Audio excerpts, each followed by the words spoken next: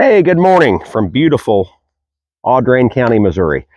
Sheriff Matt Oller, and harvest is in full swing in mid-Missouri. Crops are almost out of the field, and that brings with it, at least for me, brings with it predator hunting. I enjoy predator hunting. It's one of the things that I truly get enjoyment out of. There's not a lot of people that do it anymore because pelts aren't worth anything, but several years ago, I built a custom predator rifle, and it's time to get that out and make sure that it hits where I want it to hit, and we're going to be able to get through the winter months and do some predator hunting. So in this part of Missouri, we mainly have coyotes and bobcat. I'll try to remember at the end of this video to post a photo of my bobcat that's actually at the taxidermist. Around here, coyotes are rampant, and a lot of folks run cows during calving in the late winter. Coyotes are a real problem for a lot of cattle farmers, and bobcats are absolutely horrible on the turkey population and the deer population. The bobcat that I shot was a male, 42 inches from nose to tail, not including the tail. He was about 30 pounds. Big bobcat.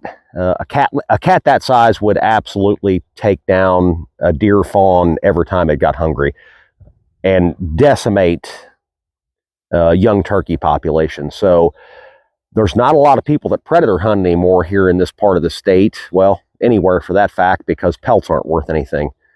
So there's a group of guys that still predator hunt because it's fun. If you've never done it, I don't run hounds. I have an electronic call. If you've never seen a coyote or a bobcat come to a call, to an electric call, and watch how hard they come, it is absolutely exhilarating is the only word that I have. But you'll see, let's see if we can see it right. I think there. We have a target set up at 100 yards. So the kill zone on a coyote or a bobcat is about 5 inches by 5 inches, about a 5-inch circle. And most of my shots are typically somewhere between 60 and 150 yards. You'll see right here. So I normally have a rifle sled, but I loaned it out to somebody and I didn't get it back. But you'll see right there, I've got an equipment bucket sitting there that I'm going to rest my rifle on. But it's time to get my coyote rifle out and make sure it's shooting where I want it to shoot. So let's talk about the rifle. A lot of guys and gals would call this a Franken rifle, but I built this specifically to coyote hunt. So the stock is an A1 stock. I didn't want a collapsible stock because I didn't want the wiggle. The scope is a Simmons Predator. They don't even make them anymore. I think I built this rifle about 10 years ago. The receiver is a Smith & Wesson M&P 15. I did take the trigger group out and put in a DPMS competition trigger. The barrel, the upper is a DPMS. Actually, the whole upper is DPMS, but I built it. So I bought the stripped upper. The handguard is a DPMS handguard. The gas block is DPMS. The barrel is a DPMS M12 barrel, which is the same barrel that the Navy uses for designated marksman rifles. The muzzle brake is a Michelek, Jerry Michelek competition muzzle brake, because I want to be able to get that fast follow-up shot. It does a really good job of mitigating recoil. So the rifle length AR, this is an AR platform rifle. So the rifle length AR platform rifle is very mild recoiling. You don't get a lot of recoil from it to start with. The muzzle brake and the heavy contour, well, I guess it's semi-heavy. It's not actually a bull, it's a heavy barrel. Contour does a lot. Now, I would change things if I built this rifle again, I'll be honest with you. The first thing I would change is the handguard. The handguard here is, you can hear that, it's DPMS, but it's aluminum. In the wintertime, in February, man, January, February, it gets cold. Even with a gloved hand, if you're holding this, it is so cold that it's almost uncomfortable. That's probably one of the only things I would change. I might go with a little bit lighter contour barrel. I might go with a regular 20-inch rifle length AR barrel that's light contoured. This is kind of a heavy rifle, and a lot of times when I coyote hunt, I may walk a half mile to a spot. So, but those are really the only things that I think I would change about this rifle. The loads that I shoot are hand loaded.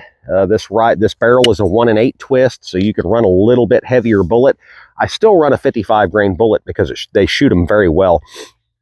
But it took me about a month to hand load a round that this rifle really, really liked. So I am going to lay down behind this rifle today and see the first 3-shot group where we're at. This rifle takes some abuse. I think you can, I don't know if you can see. So, I mean, you can see some, I mean, here there's a scar all the way down to the aluminum. There's a scar here. The scope you can see on this side. It's got some wear. This rifle gets dropped. It gets thrown into pickup. It really gets abused. Over the last 10 years, it's taken a lot of abuse, but it's been a really great rifle. And this is my go-to rifle for any predator hunting that I do, whether it's bobcat, coyote, doesn't matter. It actually spends most of its life out of the safe because it is so accurate and so easy to deal with that it's just a really great rifle to have on hand. So that being said, let's lay down behind it and see where we're at for the upcoming predator season, which isn't far away.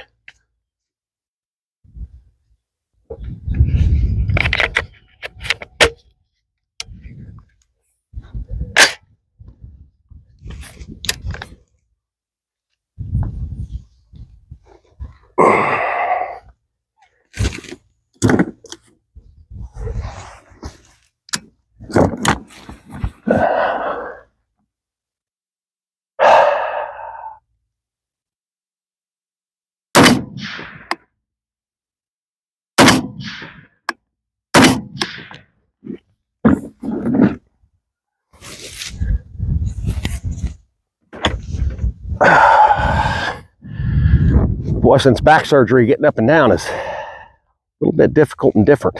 So let's walk down and see what we did. It may take a couple of minutes to go 100 yards, but I think you could see that recoil on that rifle was virtually nothing. That rifle length gas tube or gas system, man, that soaks up so much of the recoil. And the rifle's heavy anyway. So that really helps take up the recoil, and you get some really quick follow-up shots. So what we did with this target, we set up, I basically just took construction paper, put it over the entire target, and then laid out a couple of 3x5 index cards. You'll see them here.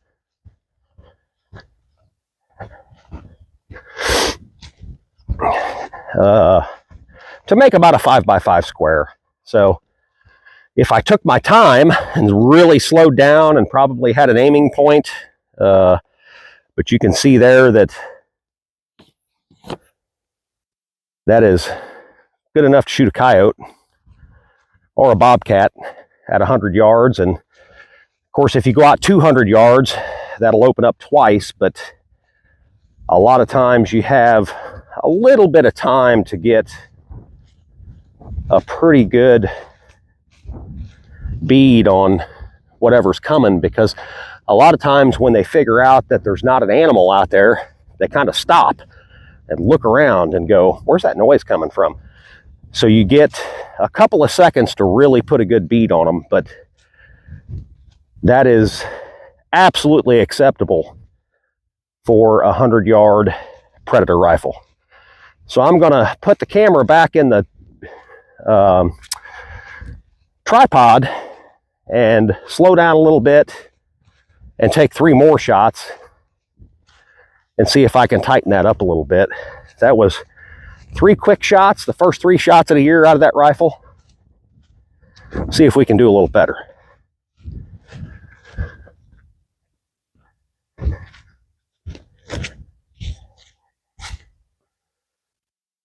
All right, here we go.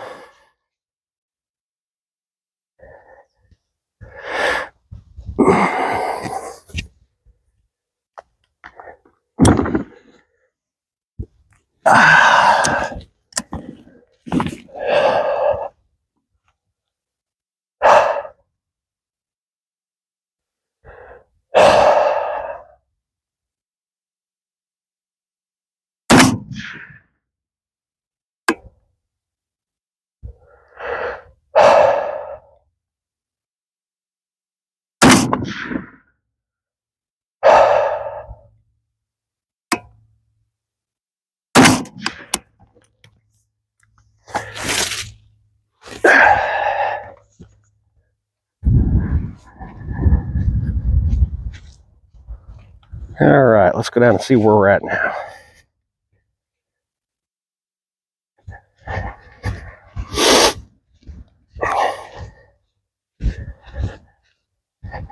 See a lot of guys asking about 22 Magnum and 17 HMR for predator hunting.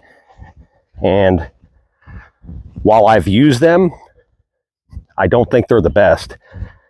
They're awful light. And my big thing is you can't reload them, right? So you're stuck with whatever the factory gives you. And factory ammunition for most guns, the factory loads this stuff to the lowest common denominator. If you hand load, you can typically load something up that is super accurate in your rifle.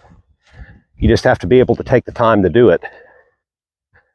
And oh my, yeah. So you can see the group that we have now, after we've taken our time a little bit, we really got that tightened up. So I think it was this one, and this one, these 3 that were the first group. Look at those 3. I mean, that's well under an inch at 100 yards. So basically, you know, sub 1 inch gun, completely acceptable for a Predator rifle. But anyway, the factory loads ammunition at the lowest common denominator, right? So my barrel's a 1 in 8 twist. Most AR barrels are 1 in 9 or 1 in 9.5. So I can shoot a little bit heavier bullet. But I stuck with the 55s because that's what I had on hand. And I was able to hand load a very accurate round for that rifle. Like I said, it took me about a month to work with different bullets, different powders, different shell casings, and come up with something that rifle would shoot very well. So anyway, that is my Coyote rifle that we're working on getting ready for the upcoming Predator season. Of course, here in Missouri, you can shoot coyotes 365 days a year. Bobcat it's a smaller window. I think it is maybe November 15th to January 31st or something. But the rifle itself, you don't really need a lot to shoot predators, but I mean, I'm going to show you this. You can look at the area that I'm typically dealing with.